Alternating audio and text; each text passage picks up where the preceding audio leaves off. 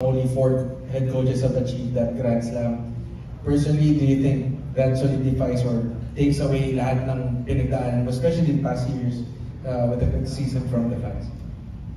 No, not really. Everything that I went through.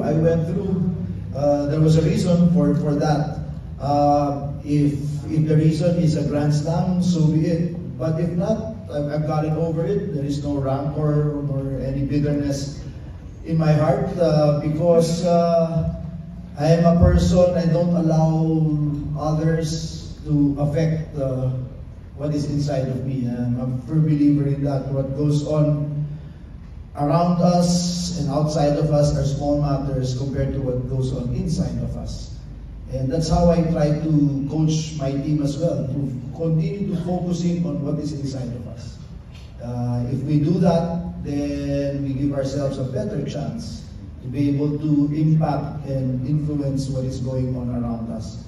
So sa akin, it would be a great honor, obviously, but is it going to erase the ugliness of the past? I don't think so, because it already happened. It's part of history. But I have long gotten over it, and there is, like I said, absolutely no rancor in that.